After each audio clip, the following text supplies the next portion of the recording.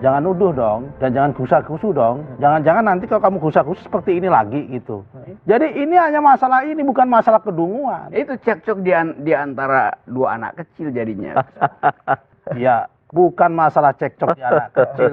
Ini masing-masing mengungkapkan fakta, menyampaikan bahwa siapa yang gerusa-gerusu, siapa yang tidak teliti dalam proses ini gitu. Ya buat apa bertengkar gerasa-gerusu? Angkat itu jadi paradigmatik debatnya tuh. Jangan layani problem yang gerasa-gerusu juga. Bos, debat presiden ini bukan debat filsafat. Kalau debat filsafat Nah, antar situ, dua filosof, antar bila filosofer, itu bahayanya. semua harus diangkat pada level. Harus begitu debat presiden, Saudara Nusron. Kalau gue ini jadi debat kacangan, kalau nggak. Kalau gitu Saudara Rocky, debat ini diubah menjadi debat dekan Fakultas Filsafat. Itu lebih salah lagi, dekan filsafat itu ngurusin administrasi. Ini presiden ngurusin pikiran itu. Tapi contohnya adalah kasusnya Ratna Sarumpait ini. Yang Anda tuduhkan kepada saya itu tidak betul, tidak valid dan tidak akuntabel. Saya kira poinnya dan cukup mengena menurut Anda. Dan cukup mengena. Dan udah diproses hukum, ngapain diangkat oleh Jokowi itu kan? Kenapa? Kan udah masuk ranah hukum, ngapain diangkat? Nah, kenapa masih dipertanyakan lagi oleh bertanya harusnya? Buat apa dijawab?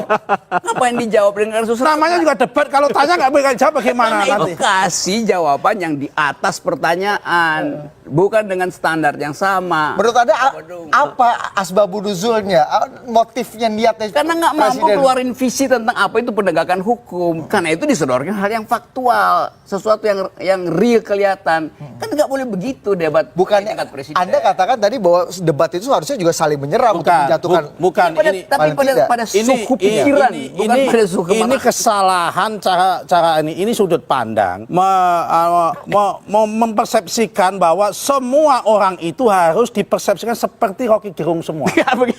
Kesalahan Rocky Gerung pertama di situ. Itu kesalahanmu juga. Prabowo itu bertanya soal teknis, dijawab oleh tentang kasus, mungkin kasus Beli. Contoh dijawab dengan contoh oleh Pak Jokowi, tapi Rocky Gerung menilainya dengan sudut pandang pemikiran konsepsi filosofi. Ngapain Pak Jokowi jawab dengan cara itu kalau Rocky Gerung seperti itu masalahnya. Tapi publik seberapa perlu, ingin tahu sebenarnya kasus Ratna ini kemudian dipakai untuk menjadi satu contoh kasus Beli tadi kata Anda untuk dalam konteks penegakan hukum secara makro. Kasus Ratna itu tidak berdiri sendiri.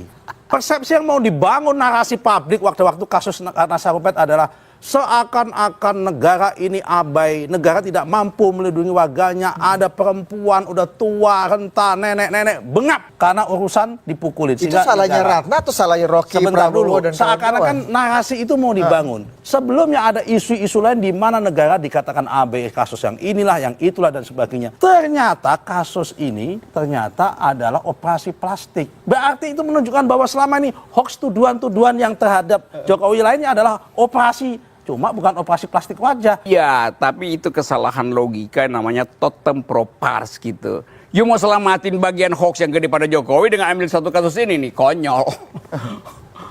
Dalam konteks filosofi hukum ini, saya sangat tertarik sekali dengan kisah yang disampaikan, yang sering diungkapkan oleh para ustadz, kisah tentang Sayyidina Umar, Khalifatul Rasyidin yang kedua. Kalau tadi Pak Margarito Kamis mengutip Kanjeng Nabi Muhammad, saya mengutip Sayyidina Umar.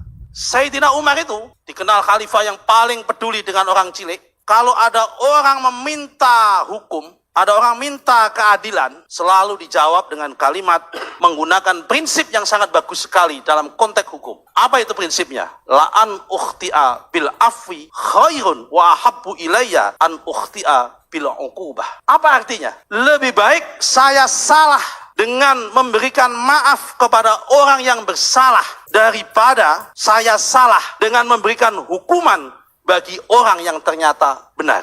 Nah, apa maksudnya kalimat ini saya kutip pada malam hari ini? Bahwa artinya praktek hukum itu tidak kenal oposisi, tidak kenal patahan. Kalau Pak Karni tadi menyebut 4 orang tadi, meskipun satu case saya tidak setuju, yaitu saudara kasusnya Rocky Gerung, nanti saya akan di bawah saya akan elaborasi lebih lanjut. Tapi setidaknya katakanlah kasusnya Selamat Ma'arif, kasusnya Ahmad Dhani, kasusnya Ratna Sarumpait, kita sebut. Ketika ada kasus-kasus yang serupa lain, kenapa orang nggak mengatakan ini kok tajam ke bawah? Orang nggak ada mengatakan ini politisasi. Nusron tadi memaparkan sejumlah kasus. Tapi problem kita bukan mengevaluasi kasus itu. Karena setiap orang bisa tambahkan, bisa kurangkan kasus itu. Problem kita hari ini adalah membuktikan bahwa jaminan terhadap keadilan itu diterima oleh semua orang. Itu soalnya. Supaya lebih netral, coba bukan kita yang evaluasi hukum kita hari ini. Kita pakai kacamata luar. Di audit secara eksternal, sama seperti akuntansi. Audit eksternal itu jauh lebih bermutu daripada audit internal. Kalau kita audit eksternal, kita pakai misalnya teropong dari lembaga-lembaga hak asasi manusia internasional yang menemukan bahwa indeks demokrasi kita, Junto Indeks Hak Asasi Manusia, turun. Sekarang kita bertanya, bukankah dipromosikan ada penegakan hukum? Kalau ada penegakan hukum, seharusnya indeksnya tidak turun. Jadi kalau terjadi paradoks itu, ada penegakan hukum tetapi indeks demokrasi kita turun, artinya penegakan hukum itu otoriter. Kan itu cara mudah untuk membaca hukum tuh. Kalau ada penegakan hukum dan indeks demokrasi kita naik, artinya hukum itu hukum yang demokratis, Saudara Nusron. Nah, contoh ini juga bisa dipakai untuk kasus yang lain. Mengapa misalnya World Bank menegur pemerintah Indonesia dalam soal infrastruktur? Karena ada kontrak swasta yang dibatalkan karena BUMN masuk tuh. Kan itu nggak fair. Jadi dari kacamata luar, cermin luar kita tahu kita punya masalah. Karena itu ditegur.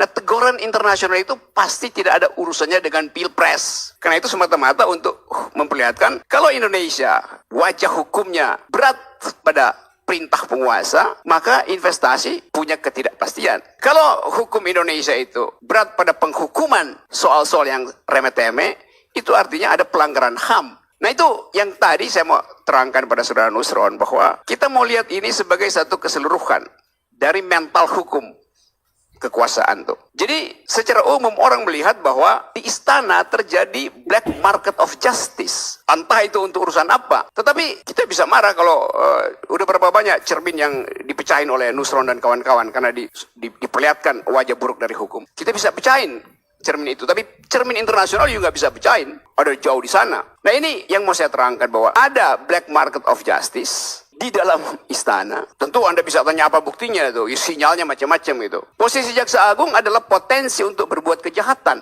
Saya sebut potensi ya, untuk berbuat kejahatan. Karena dia menempel pada kekuasaan. Secara akal sehat kita bisa lihat gejala itu. Jadi dari awal sebetulnya terlihat bahwa soal hukum ini legalitasnya ada tapi legitimasinya merosot. Itu problem kita hari ini. Sehingga orang nggak percaya. Setiap kali kita ribut, orang lapor hukumnya nggak selesai, udah 2 tahun dipermainkan tuh.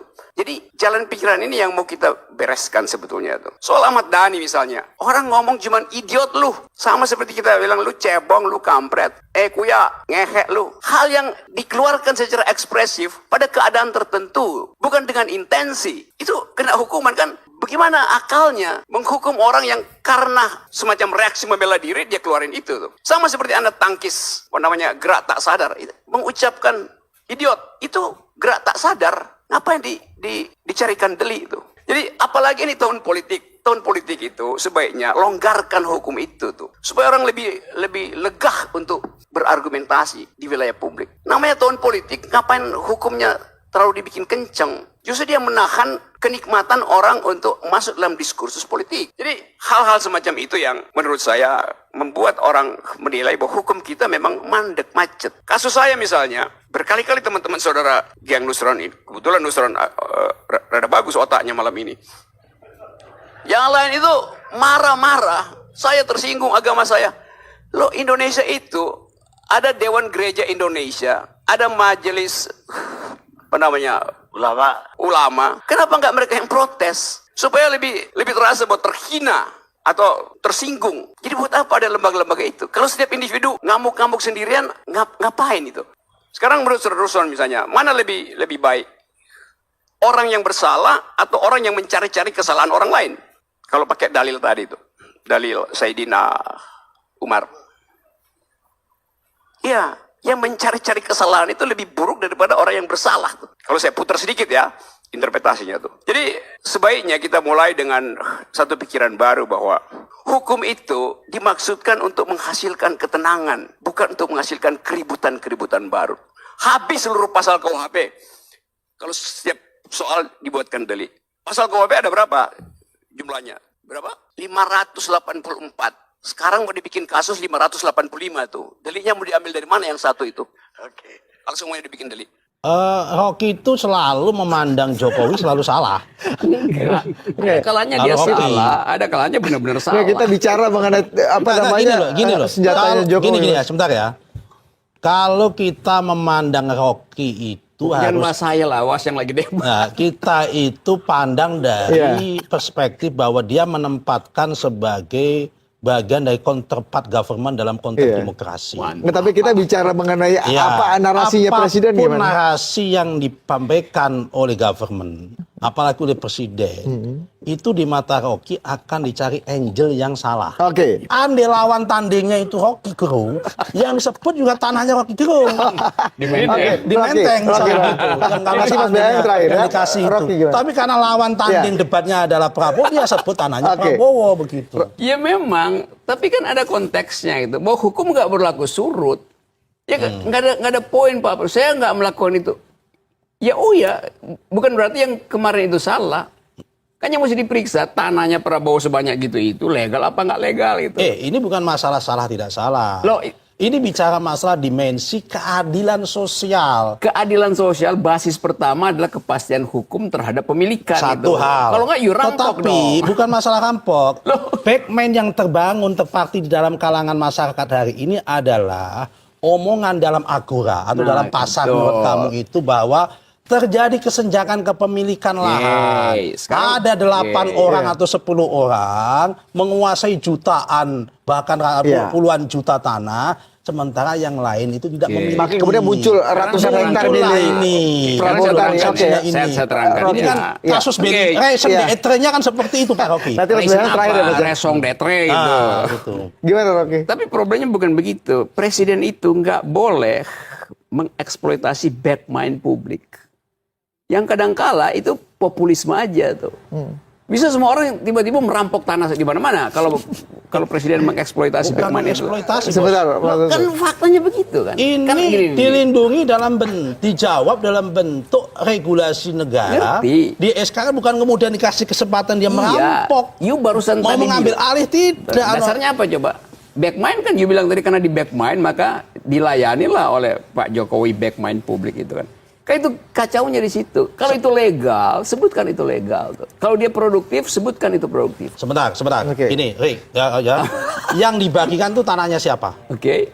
Tanah orang yang di dalam konteks perjanjian dikasih HGU selama Berarti itu nggak ada soal kalau waktu itu. tertentu Oke. mangkrak kan? Iya. Tapi kalau kemudian diurus benar kan dibiarkan.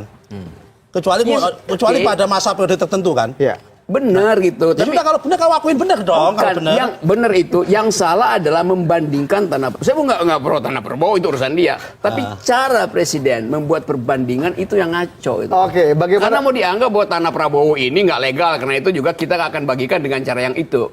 Kan di belakang itu ada asumsi itu yang disebut dengan backmind. Jadi dia Presiden Jokowi atau calon Presiden Jokowi menunggangi backmind dari street justice, dan itu bahaya. Oke. Pembangunan infrastruktur itu sangat penting untuk pertumbuhan ekonomi.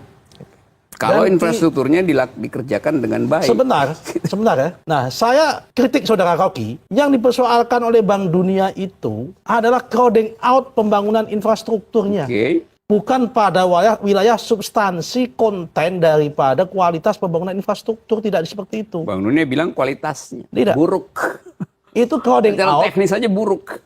Sebelum proyek infrastruktur ini diambil alih, di take over oleh BUMN, ini perkara sudah mangkrak 15, 10, bahkan 20 tahun yang lalu. Contoh, Saya kasih keterangan ya. Bocimi. Salahnya. Ya, contoh Bocimi. Iya. Bocimi dulunya sudah lama itu dikasih sejak tahun 2006 atau 2007. Pak Bambang selaku wartawan udah ngikutin udah itu lama. Nah, tetapi apa yang terjadi? Kemudian mangkrak. Karena mangkrak sudah nggak bisa menunggu lagi, maka di take over lah oleh BUMN. Artinya apa? BUMN ini dalam rangka untuk masuk, dalam rangka untuk meleverage supaya percepatan. Karena menunggu swasta lama. Mungkin waktu itu Oke, swasta menghitungnya masalah economic of skill-nya nggak masuk. Atau Rocky, gimana? Rocky, Untung-untungnya. Itu bisnis. Bisnis itu dasarnya efisiensi. Itu. Jadi BUMN pasti nggak efisien. Itu tunggu dulu nih, saya terangin dulu ya. Ada tender. Sekarang swasta masuk itu. Diintip oleh BUMN. Wah ini kurang nih, kroninya kurang bagus. Disingkirkan hal yang udah dipastikan dikerjakan oleh bisnis itu. dibatalkan karena BUMN-nya mau masuk tuh. enggak, Dibikin enggak. oleh anak perusahaan. Salah. Berbagai macam contoh ada di berita. Anda salah informasi. Informasinya tuh ada di mana-mana. Informasi yang Anda terima salah. Contoh proyek Batang Semarang. Contoh Bocimi. Ya itu proyek yang Anda ingin Itu unggulkan. sudah dimenangkan dulu jauh sebelum hari ini. Oke. Apa dulu ada zaman Hatta Rajasa apa MP3 itu apa dulu Terus namanya itu? kualitasnya Sudah ada ini mangkrak. Kemudian Diambil alih BUMN. BUMN dibeli. kualitasnya Kita bisa bicara kualitasnya bagus. buruk menurut survei. Bukan Nah, berita. Begini ya, Anda ini kan biasa orang paradigma, Bukan orang paradigma. bukan orang masalah teknis ya kan? Ini masalah teknis di Ya, Anda kan melihatnya jadi orang paradigma. Bukan, Yusuf Bank Kala Dunia tidak melihat bahwa ini itu masalah crowding out-nya di dalam paradigma Bank Dunia. yang Anda dikritik ngerti? itu, tapi kritik itu berefek bahwa memang tidak berkualitas. Jadi Bank Dunia menyimpulkan dengan segala macam argumen Anda tadi bahwa infrastruktur Indonesia tidak berkualitas. Nah, dalam rangka proses percepatan pembangunan infrastruktur itu supaya rakyat cepat bisa menikmati ongkos logistik dengan murah, maka butuhlah pilihan. Ada pilihan APBN, Iya. ada pilihan pembiayaan swasta, Ada atau pilihan pencitraan. Jangan lupa. Tidak ada pencitraan pembangunan ya Oke, saya pembangunan, nggak ada terangkan nanti pencitraan. pencitraan Tidak itu ada ya. pembangunan pencitraan ya pembangunan ya pembangunan. Bahwa efeknya citra Jokowi bagus, alhamdulillah. Jadi analisisnya bukan ekonomi makro, political economy itu. Kan begitu cara melihatnya. tuh. Kalau Anda melihat dari sisi political ekonomi, Anda melihat ada resiko, sudah bongkar aja. Iya. Oke. Bongkar aja, Ya udah bongkar. dibuktikan. Ya, itu yang lagi dilakukan. Udah lakukan itu supaya lakukan bongkar aja. Tapi yang jelas hari ini rakyat bisa menikmati infrastruktur dengan bagus Saya kasih sehingga contoh satu domestic ya. connectivity Oke. menjadi murah. Sekarang saya Rocky terakhir sebelum kita break. contohkan satu. Promosi elektrifikasi itu. Kita kelebihan daya di Jawa karena itu pasanglah listrik. Memang kelebihan itu bukan karena ada tambahan pasokan power plant, tapi karena industri-industri itu tutup, tidak lagi mengkonsumsi listrik. Jadi yang terjadi deindustrialisasi itu. Tapi pemerintah pamerkan itu seolah kelebihan pasokan. Itu yang disebut sebagai pencitraan itu. Coba datanya dari mana Anda Baik, mengatakan itu itu? Ya nanti oke, kita- Tidak ada deindustrialisasi justru naik, pemakaian listrik naik. deindustrialisasi. Memang supply-nya listrik naik sehingga kelebihan. Karena Oke. Karena memang supply-nya kebanyakan. deindustrialisasi itu Memang terjadi karena apa Pak enggak? Jokowi tumbuh membuat listriknya berhasil. Pertanyaannya, perut yang makan yang makan itu Pak, pindah. begini Pak. Listrik tumbuh 40, industri tumbuh 30. Oke. Harusnya listrik dibangun 30, Pak Jokowi siap-siap jangka panjang dibuat 40. Supaya apa? 30 ini supaya cepat menuju 40. Jangan sampai nanti 40 dulu baru bangun 10. Tapi bukan itu Nah. persoalannya. Soalnya adalah pengguna listrik besar, pabrik-pabrik besar itu tutup. Itu Nah, yang harus problemnya. tutup juga Saya mau tanya, berapa data kalau Anda mengatakan deindustrialisasi? Kasih saya 2 menit, saya buka di internet. Oke. Impor pada zaman Jokowi jauh lebih kecil Baik, kasih daripada zaman SBY. Baik, Rocky. Sebentar. Oh, belum. Tahun 2011 impor kita sampai pada angka 2,8 juta. Iya. Tahun 99 malah sampai 4,6 juta ton impor beras itu. Ini nggak nyampe angka segitu. Baik, Rocky. Gini ya, Sebelum Mas BHM saya tutup aja ya bahwa saya saksikan tadi ada perkembangan dari debat sebelumnya itu. Tetapi secara strategis terlihat bahwa Pak Jokowi itu di-brief dengan data dan data yang sifatnya mencari pembenaran. Di situ kacaunya karena orang dengan mudah bantah itu. Karena nggak ada orang yang percaya pada statistik pemerintah hari ini kan. Nah, ini yang saya katakan tadi bahwa delegitimasi terjadi sehingga orang sinis terhadap tampilan data dari Jokowi. Karena secara keseluruhan orang akan ingat, iya you ngomong apa aja tapi ekonominya cuma tumbuh 5,1%. Saya nggak percaya dan itu pun bisa Jangankan kalau Rocky Gerung itu negara aja dia nggak percaya apalagi data pemerintah. Mas Bambang percaya atau tidak? Gimana terakhir menutup? Ini lagi-lagi problem apa? Domestic connectivity, kita yang mahal. Lebih Lagi-lagi mahal. infrastruktur. Lebih mahal. Domestik. Lagi-lagi karena infrastruktur yang tidak diakui oleh Rocky Gerung. Karena yang dipilih bikin jalan di darat Kan bukan di sini kapal. ini Kan infrastruktur ini mestinya butuhnya laut. makanya pelabuhan Oke. penting, pembangunan Nah, kapal kenapa penting. itu nggak dibikin? Kenapa Sudah dibuat pilihnya bikin Bapak. jalan? Tadi dikatakan ada 26 pelabuhan, perluasan Dan dan bukan ini di tempat yang strategis disampaikan. tadi itu di mana pada potensi Kalau untuk pembangunan ekspor. semua strategis itu ada nilai ekonomisnya. Karena Tapi itu. justru daerah kutub-kutub Ambon. Oke. Mestinya Palu, dua-duanya masuk anggota ini. DPR. Iya, harus. Ya kalau Rocky ya memang harus Sandi dong kan dia. memang anti pemerintah kan, anti petahana. Meskipun katanya nggak mau mengaku sebagai pendukung Ya, Prabowo, itu. Sandi. Dia nggak, banyak dia anti pemerintah. Gitu aja. Soal dia kalau calonnya 4 ya dia dukung yang 4 itu. Kalau calon cuma 2 ya dukung itu. Oke. Yang jelas dia nggak dukung Jokowi Ya. gitu aja. Ini nggak ngomongin Rocky sekali, kita ngomongin Ma'ruf Amin dan Sandiaga Uno. Kandidat itu di semua level serangan darat maupun udara diperhitungkan. Oke. Di mana ada potensi suara, kalau kandidat sekecil apapun pasti diperhitungkan. Baik, oke. Tapi khusus saya sendiri itu tidak pernah peduli. Saya ini kalau main politik nggak pernah peduli. Jadi nggak pernah lihat Twitter. Jarang. Nggak pernah peduli survei, nggak pernah peduli netizen. Pokoknya saya bicara masalah ini, keyakinan dan analisis rasional saya. Oke. Bahwa masyarakat butuhnya ini, ya ini yang kita sampaikan. Jadi kalau Nusron Wahid bukan tidak percaya tapi tidak peduli netizen, tapi kita peduli juga, pengen tahu sih sebenarnya bagaimana suara netizen. Coba bayangkan itu di Twitter saya itu. Twitter saya itu Iya. saya hanya nge-tweet selama membuka Twitter itu hanya 200 kali dan follower saya itu hampir 100.000. 200 kali aja 100.000 ya? Iya. Oh, Rocky berapa juta? Saya juga nggak peduli lagi. Oke. Orang menganggur itu kan disebabkan karena hanya dua masalah uang dan masalah waktu dan tempat. Oke. Ada orang dia butuh pekerjaan di sini, dia minta tempat di sini, adanya di Kalimantan. Oke. Dia tidak bisa datang Kalimantan karena variabel keluarga dan sebagainya. Nah, karena itu solusinya udah betul yang disampaikan oleh Pak Jokowi. Kartu prakerja itu benar. Kartu itu selalu menimbulkan, ya orang merasa kalau dia lagi pegang kartu itu artinya dia aman. Karena itu orang yang tadinya kerjanya separuh di sektor formal misalnya, Oke. dia merasa mending gue nganggur, nanti dapat kartu, dapat rasa aman. Sebab sektor formal pun dia potensi untuk di PHK gitu kan. Ya, karena itu dia akan ambil benefit dari kartu itu tuh. Walaupun itu sebenarnya mengambil hak orang lain kan. Tapi kan Anda nggak bisa kontrol kan. Orang pindah dari sektor formal jadi penganggur, pura-pura mendaftar di vokasi hanya untuk dapat rasa aman dia punya kartu. Karena dia bikin prediksi bahwa nanti 3 bulan lagi tuh sektor formalnya berhenti, lebih baik jadi penganggur kan. Jadi itu namanya economics, manusia ekonomik akan berpikir semacam itu tuh. Jadi bikin problem baru Ya sebenarnya. problem baru udah pasti. Oke. Itu banyak orang yang akan masuk vokasi. Begitu vokasi masuk gurunya nggak ada kan. Padahal udah dia mesti dapat kartu tuh. Karena artinya nggak ada persiapan. Tapi kalau dibandingkan dengan Rocky bilang nggak masuk akal, Rocky itu nggak usah dibahas. Dia nggak punya pengalaman lapangan. Dia Rocky itu dari dulu Gini ya. baca Oke. buku, kemudian mimpi dan utopi. Rocky gimana? Nggak nih, Gini kalau ya. dibentukkan Itu kan kalau kondisi lapangan pasti nggak pas. Gini Sir Nusron.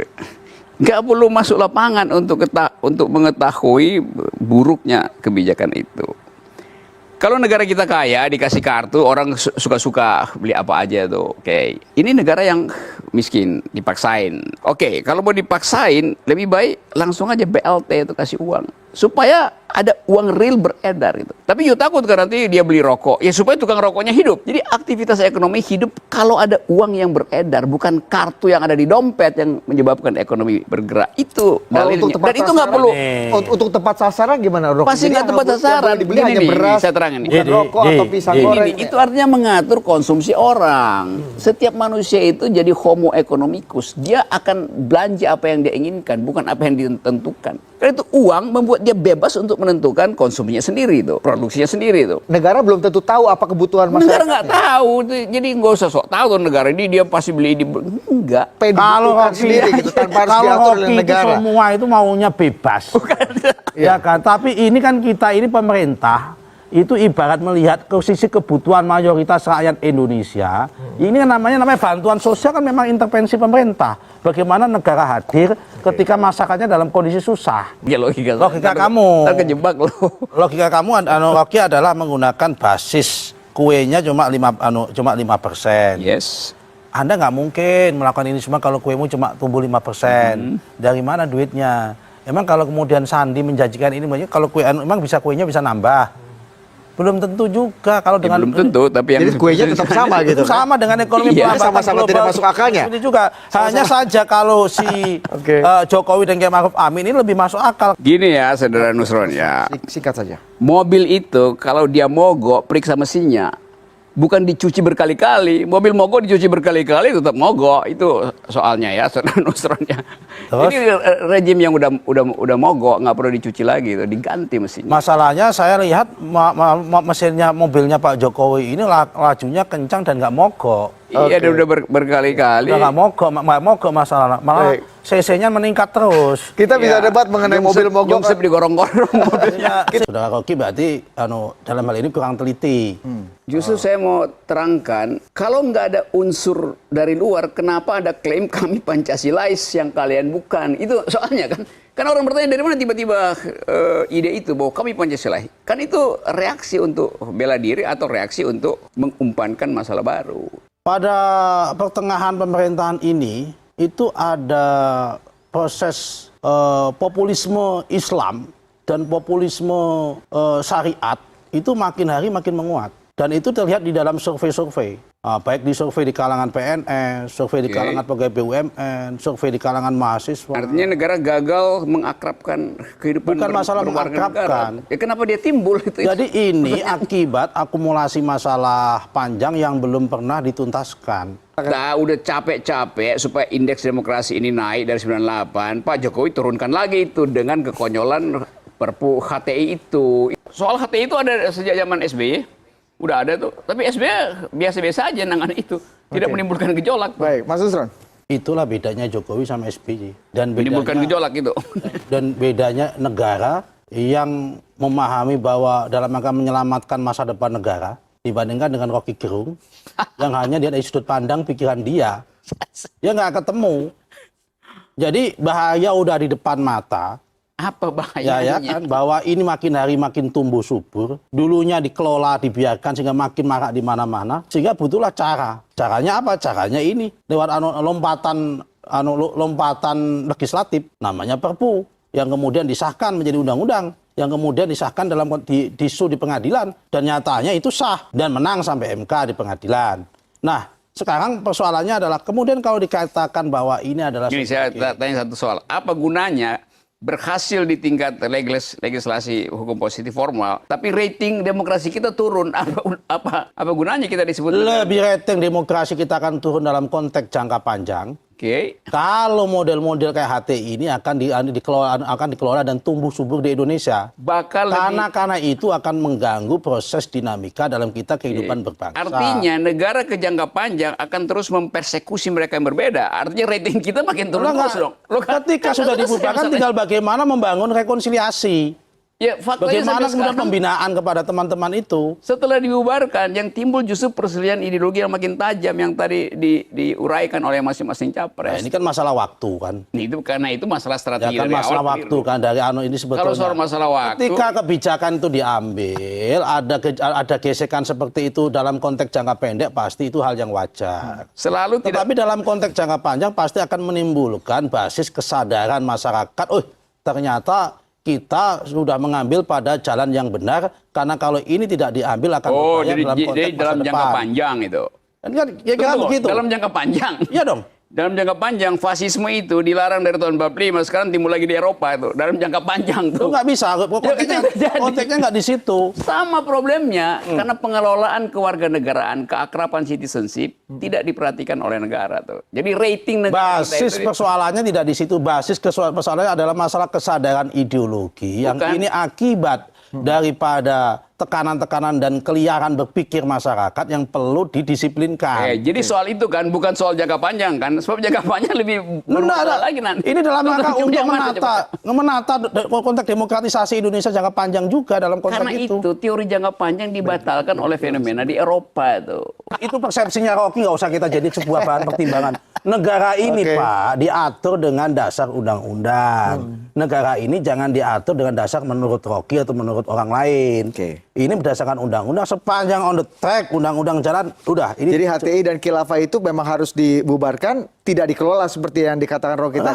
HTI harus dibubarkan karena ide khilafahnya itu adalah sebuah proses pembangkangan terhadap negara. Yang juga, saya terangin ya. Tadi bagus istilah Nusron. Idenya, ngapain? Ide itu kok nggak ada materialisasi, nggak ada soal. Itu jadi percakapan biasa aja tuh. Ada yang mau bikin negara ini jadi kesultanan, jadi kerajaan, jadi Islam, jadi Kristen. Iya, itu debat di tingkat ide. Ngapain itu mesti diatur dengan undang-undang? Itu yang kemudian itu Gini ya, berbahaya. Dari anamnesa pemerintah sekarang sudah sampai tahap mana? Wah, udah tahap sampai ketiga itu. Gini ya saudara Nusron ya, itu benar. Jalan pikiran psikologinya begitu. Ide menghasilkan hasutan, menghasilkan proyek, menghasilkan gerakan. Semua itu bisa berhenti kalau kondisi sosialnya tidak memungkinkan ini terjadi. Ide tetap ide, kalau keadilan ada, ide ini nggak akan jadi masalah politik praktis. Ini memang masalah orang punya cita-cita yang nggak benar. Oke. Ya nggak ada soal. Kenapa cita-cita orang dipersoalkan oleh negara? Nggak Negara benar. nggak boleh ngurus Karena Pak cita-cita orang. sama dia cita-cita udah membangun gerakan dan gerakannya itu mengganggu ideologi negara, mengganggu masa depan negara. Oke. Saya kira itu aja. Gini ya, semua orang punya cita-cita dari yang paling imajinasi sampai yang paling konyol tuh. Dan itu bukan urusan negara. Negara hanya bertindak bila ada keadaan darurat yang mengarah pada ketidaktertiban, dan nggak ada kedaruratan itu. Ada. Apa kedaruratan HTI? Di mana daruratnya? Daruratnya karena membangun kekuatan. Di mana organisasinya jelas? Jelas Negara organisasinya. tahu organisasinya. Tahu. Terus Jelas. kenapa- Udah membangun kekuatan, membangun pengaruh. idenya. Ya kan, tidak hanya ide, membangun gerakan juga. Udah berapa banyak senjata yang ditumpuk oleh HTI? Ya ini kan masalah waktu saja. Ya, karena itu berapa banyak senjata yang ditumpuk? Ya kan, membangun ini segala sesuatu. Disembunyikan di mana? Menurut saya ini tinggal Kontainernya masalah ada di waktu mana? kalau nggak segera diambil tindakan. Oke. Ada diplomasi yang menurut saya luar biasa yang harus kita akui pada zaman Pak Jokowi ini. Yaitu diakuinya kita jadi anggota tidak tetap Dewan Keamanan PBB. Itu bentuk pengakuan. Itu jatah itu. Lepas dari jatah kan Itu. voting. Iya. Ada voting Memang di udah situ. masanya kita dapat. Nah, kemudian ada diplomasi Islam. Bagaimana Indonesia menjadi titik tengah dan penentu membawa Islam sebagai poros perdamaian di dunia. Oke, Pengakuan terhadap Pakistan. Apa faktanya itu? Pakistan terhadap Palestina misal. Bagaimana Pak Jokowi tampil membela Palestina. Ya Itu kan? semua dari dulu tradisi kita membela Ya, Palestina. tapi di tengah-tengah kemudian adalah masalah Rohingya. Masalah Afghanistan. Rohingya Saya kira- salah. Rohingya itu dari zaman Orde Baru sampai SBY itu udah jadi keputusan bukan artinya hasil diplomasi. di sini adalah luar biasa, ya kan Pak Jokowi. Belum lagi diplomasi pelindungan terhadap warga negara Indonesia, kasus Abu Sayyaf dan sebagainya, ya kan di Somalia, Siti Aisyah yang terakhir. Siti Aisyah dan Itu- tren terhadap itu bukan prestasi. masalah-masalah warga negara di Indonesia itu berkurang. Fakta-fakta tadi nggak menjadi Fakta-fakta variabel buat tadi Anda, udah Bung ada Rocky? sejak zaman Habibie, diplomasi tentang TK, tenaga kerja asing di Arab Saudi, SBY bahkan mau kirim kapal apa namanya buat jemput yang tragedi di Somalia segala macam itu, pembajakan armada. Jadi itu dibuat lebih dahulu. Jadi nggak ada prestasi Pak Jokowi sekarang di bidang diplomasi itu, karena itu pekerjaan standar. Hal yang sudah dilakukan lebih awal oleh presiden-presiden berikutnya. Tetapi diplomasi itu ada, saya tahu gitu, yang dilakukan Iya, proses itu. tentu saja ada, tapi kualitasnya buruk sekali. Oke. Dan itu I want to test my minister. Itu jadi olo-olo wartawan asing tuh. Iya, ini kan persoalan bahasa. Bagaimana dengan materialnya? Materialnya maksud tentang demokrasi, bagaimana kita tentang apa Bukan namanya sekedar kualitas persoalan ekonomi. bahasa, tapi pengetahuan teknis. Bisa aja ngomong aja pakai bahasa Indonesia, tapi bermutu, terlihat bahwa dia paham masalahnya. Nah, masalahnya adalah presiden tidak paham masalahnya. Jokowi masuk dalam sistem yang sudah demokratis. Sekarang orang evaluasi, kenapa memburuk? Itu soalnya. Memburuk tuh dari data indeks demokrasi. Dari data indeks demokrasi, dari seluruh watch internasional tentang human rights turun Indonesia tuh. Itu berpengaruh pada profil politik internasional Jelas juga. profil politik internasional salah satu yang kita sebut sebagai soft power. Itu value, yaitu penghargaan pada manusia, nilai-nilai demokrasi. Itu yang disorot. Masa begitu Bung Nusron? Demokrasi kita gagal atau tidak lagi bisa dijual gara-gara indeksnya bisa. memburuk terus. Itu angan-angan dan ilusinya ini. Ilusinya kalau kita Itu mudah data kalau demokrasi internasional. kita nggak bisa dijual, kita udah di-blame Pak di mana-mana Pak. Faktanya kita masih dihormati di luar negeri. Itu artinya apa? Kita masih dapat tempat di dalam panggung. Kita jadi tuan rumah pertemuan World Economic Forum. Terus, Ya kan? Itu petanda bahwa kita ada tempat di situ. Dan itu nggak mungkin sebuah negara yang kalau nggak demokratis kemudian sampai dijadikan tuan rumah seperti itu. Tapi setuju nggak bahwa memang secara data kualitas demokrasi kita turun sekarang? Saya nggak setuju itu. ini datanya bilang begitu. Variabelnya apa Bung Rocky? Lihat baca aja Freedom House, Amnesty International, Human Rights Watch segala macam itu. Itu. Jadi yang saya terangkan tadi itu udah sejak setahun lalu itu jadi pembicaraan internasional, Pak. Oke. Indonesia itu memburuk